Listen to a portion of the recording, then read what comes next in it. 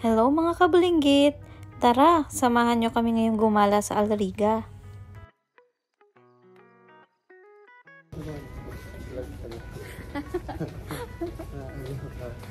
Naglalakad na kami papunta ng platform sa May Dubai Internet City Metro Station.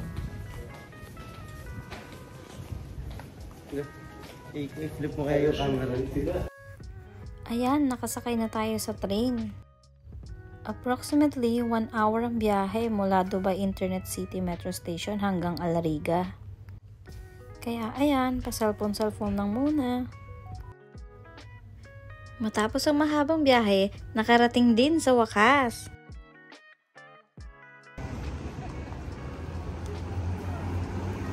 Para sa akin, parang Little Manila tong Alariga.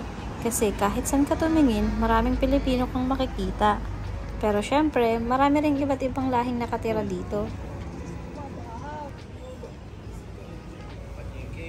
Tara, maglakad-lakad pa tayo. Malapit na tayo sa may night market.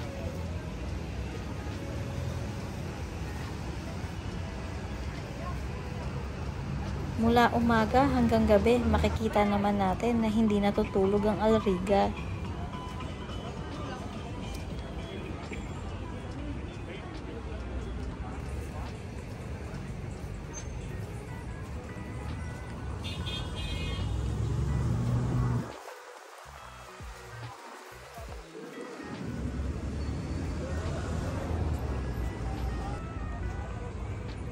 Ayan, nakarating na tayo sa night market. Marami ding night market ang nagbubukas dito, depende sa season. Usually, nagbubukas sila tuwing winter at nagsasara sila kapag summer na. Meron ding night market sa ibang lugar, pero eto yata yung pinakamalaking night market. Hindi ko lang sigurado kung ito nga. So, sa pag-upload ko ng video na to, malamang sarado na ang night market na katulad nito.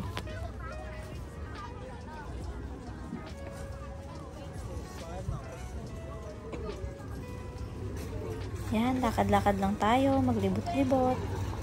Tingnan natin kung anong meron. Makikita nyo napakaraming tinda dito sa night market. Napakaraming pagpipilian dito. Kaya naman napakaraming dumadayo para lang makakain at makatikim ng iba't ibang pagkain dito.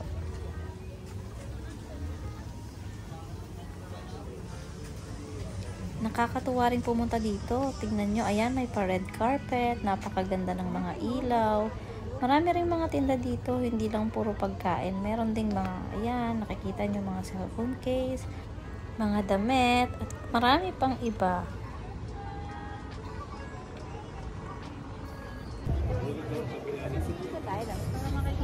Nakakahilo naman.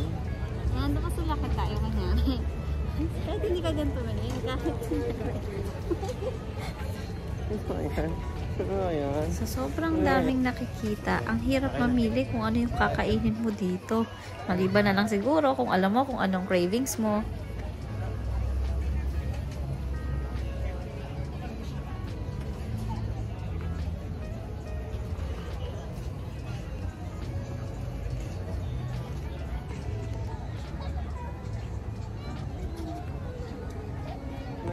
Saan makikita yung ano?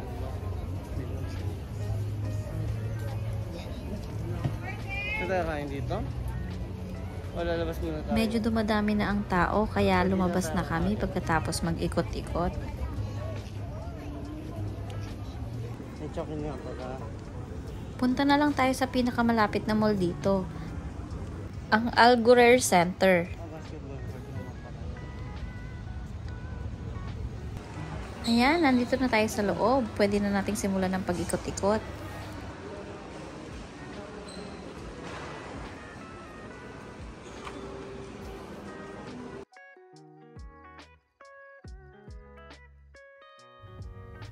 Siyempre, ang pinakauna, papasok tayo sa paborito niyang store, ang Brands for Less. Nandyan na naman siya sa mga laruan niya. Tara, iwanan natin yan at tayo mag-ikot-ikot. Napakarami mong makikita sa Brands for Less. Maraming magagandang gamit dito. Laruan, damit, at kung ano-ano pa. Pero syempre dapat magaling kang maghanap at pumili.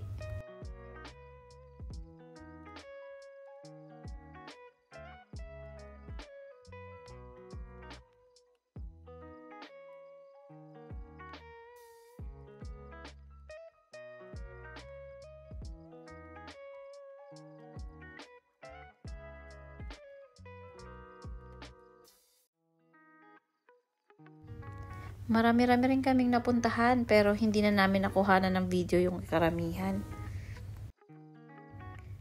Ginabi na rin kami kaya naman oras na para umuwi.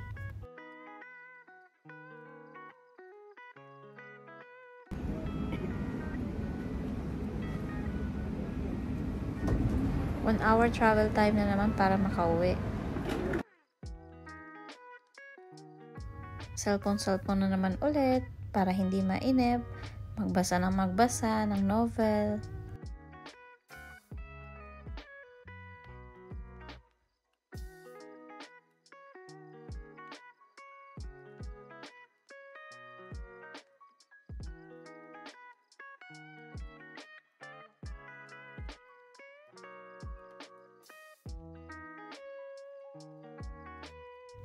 Thank you for joining us on this journey.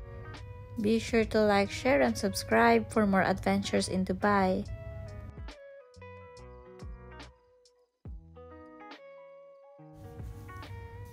Until next time, happy travels!